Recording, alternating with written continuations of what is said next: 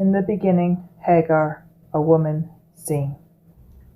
Early the next morning, Abraham took some food and a skin of water and gave them to Hagar. He set them on her shoulders and then sent her off with the boy. She went on her way and wandered in the desert of Beersheba. When the water of the skin was gone, she put the boy under one of the bushes. Then she went off and sat down, about a bow shot away, for she thought, I cannot watch the boy die. And as she sat there, she began to sob. Genesis 21:14-16, the Bible NIV. The cries of her son tore at Hagar. She had left him under the only shade she could find in this desert, but the cries split what was left of her heart. Her only love, her only joy, her freedom and her salvation were slowly fading as the gray heat took the rest of the water out of his body, until he would breathe his last. He needed water. He longed for water, but she had none to give him. The water in the skin was gone, and there was none in sight. Her tears fell on her cheek to be absorbed by the heat before they reached the sands. This was not how she thought it would end. She remembered when she was given to her mistress Sarai by the Pharaoh, when he had taken her from Abram, her brother. She was awestruck of the woman's beauty when she was brought into the palace. Yet even while she was introduced to her new mistress, scandal erupted. Painful and serious diseases went rampant throughout the palace. It was then the truth had come out. Abram was not Sarai's brother, but husband. Pharaoh had taken another man's wife, a man who had the backing of a mysterious god who was plaguing Pharaoh and his household. In a moment she had been packed up with everything that her mistress owned and sent away from the palace. Nowhere else to go, and her life not her own, she followed her mistress from the great palace of the center of Egypt to the shady deserts and plains in Canaan, to live in tents. She could tell her mistress never liked her, probably because she reminded her of the scandal, bringing the memory of the time taken from her loving husband into the forefront of her mind. The time Sarai was placed in the women's quarters of the Pharaoh's palace, where all the women judged her the moment she came into the door. Where Hagar had put foreign cosmetics and wig upon Sarai's head, as all the others watched and twittered in a language Sarai did not understand. Where her regular modest clothing had been taken away and more revealing clothing given. Sarai spent the time like a beautiful statue, like a queen, even though her eyes had been filled with fear. Hagar knew that look. She had felt it in her own face many times. It was only when Sarai had been placed back in her husband's tents that the statue broke, and she had wept out of fear and terror that had held her in that palace. Hagar never understood why, until she saw the care and love that Abram showed to his beloved wife. Abram looked at no other woman, loved no other woman. The other woman could have given him a child to carry on his name. His eyes were only for one person, his wife and Hagar's mistress, Sarai. Yet though Abram loved Sarah, he had not been willing to stand by her or protect her from the world. He had asked her to say a half-truth that he was her brother to protect his own skin. Because of that, Sarai had been placed in a precarious situation. This broke Sarai in some ways. It made her harder, bitter, especially when it came to Hagar. Hagar knew Sarai's pain. Was it not her mistress who had placed her into Abram's arms to produce a children through her womb for her? Abram did not come to her in love or in marriage. She was a slave and needed to obey, as Sarah had needed to obey the Pharaoh. So she was given to the master in every way possible, and the act degraded her. Yet out of that union produced her pride and joy, Ishmael. How her heart rejoiced when her monthly blood disappeared. When time showed that Abram's seed had taken root and was growing in her, how she hoped that it would be a boy, a son that would care for her in her old age. A son would carry on his father's name. The thought increased as her belly swelled with her new child. It was now confirmed that even with Sarai's great beauty, she had one thing lacking. The greatest thing of being a woman, the central part of being a wife. She could not produce a child. It was Hagar who produced a child for Abram, she who in such short time had become pregnant. It was the purpose and responsibility of a woman to bear and produce the next generation for her husband. Her mistress did not do it. She had done this. Finally, she had leverage over her mistress. She was carrying the master's child. How wrong had been her thoughts and attitude. Abram still only had thoughts for Sarai. It was because of her that he took her under his mantle, It was because of her that he gave her complete freedom to treat Hagar badly, even with a child in her womb. His child! Yet he did nothing to protect her from Sarai's jealousy, anger, and mistreatment. The abuse was so bad that she had to run away, for the protection of herself and the child. Egypt had been good to her. Egypt she could understand, and so she headed in that direction. She was not sure if she would have made it, but near a spring in the desert beside the rural shore, she was stopped by a stranger. The man had come up to her and called her by name, by the name of her mistress, and asked where she had come from and where she was going. She responded that she was running away from her mistress Sarai. It was then the man told her to go back to her mistress and submit to her. It was there that a promise had been given to her. It was that promise that turned her around back to the tents of Abram and submitted to Sarai, no matter what. The man had said that he would increase her descendants so much they would be too numerous to count. He told her that there was a male child in her womb, a heir of Abram, Ishmael, her beloved Ishmael, the name the Lord himself gave to him. The Lord had heard her misery. He said so.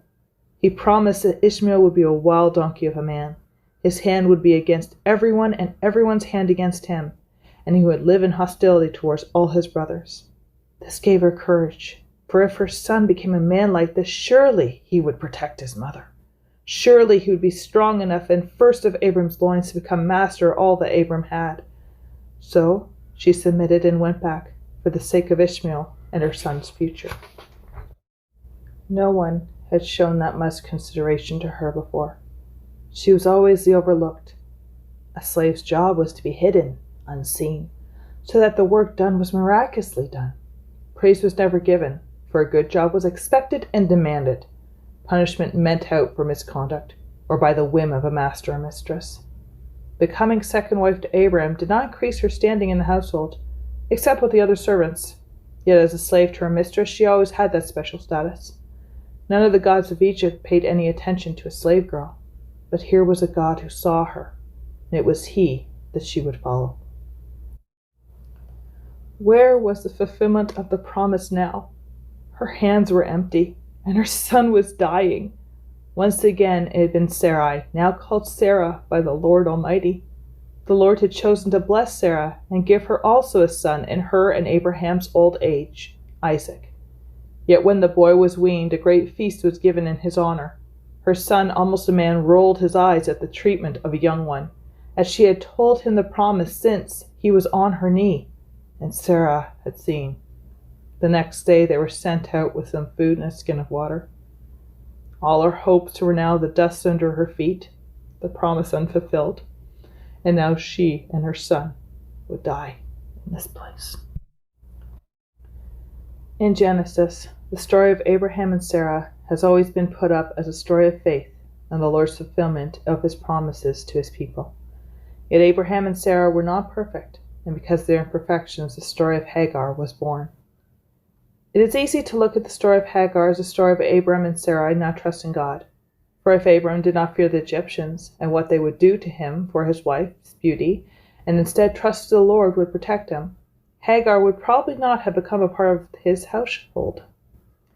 Without her there, Sarai would not have thought to give her to Abram as a second wife. Yet the first promise to Abram was not towards Sarai, but only to Abram's descendants. It was this loophole that Sarai grabbed onto and so gave Hagar to Abram. In all this, Hagar had no say where she would go or not go, what she could do or not do. She was a slave, and she did what she was told. When Hagar knew she was pregnant, she knew that the power of the household had changed. Now she had a large bargaining chip, something that could give her power and freedom, and so she began to look down on Sarai. This backfired for Sarai, went to Abram. Abram followed Sarai, and Sarah started to treat Hagar badly, enough that she ran away from the tents. 10 years had passed since they had been in Egypt. Yet this was all Hagar knew, so she went the way she knew. Twice Hagar was placed in precarious situations, one when she was a woman alone and pregnant, the other when she was older, and it was just her and her young son. Both times she had no protection, and she was not a part of the promise of blessing from God, and yet God saw her, chose her, and loved her. It was because of God that she went back to Sarai and submitted to her, and therefore was protected of what could have happened on the road to Egypt and beyond. It is because of God Ishmael was born in the tents of Abram and was brought up by his father. Through this Ishmael was taught and raised to know the God of Abraham, his father. When we left Hagar in the story, she was again alone in the desert, now with her son, with no food or water left, no protection, and no one looking out for her. But someone was. God heard the boy crying, and the angel of God called to Hagar from heaven and said to her, "What is the matter, Hagar? Do not be afraid. God has heard the boy crying as he lies there. Lift the boy up and take him by the hand, for I will make him into a great nation." God opened her eyes, and she saw a well of water. So she went and filled the skin with water and gave the boy a drink. God was with the boy as he grew up. He lived in the desert and became an archer. While he was living in the deserts of Paran, his mother got a wife for him from Egypt. Genesis 21:17-20. Sarah only spoke to God face to face, and that was only when he called her out on laughing at the promise he had said, and in defense saying that she had not laughed. Hagar saw and spoke to God twice, and both times did exactly what he said to do. Without God, Hagar and Ishmael would have died, and the whole Islamic nation would not exist.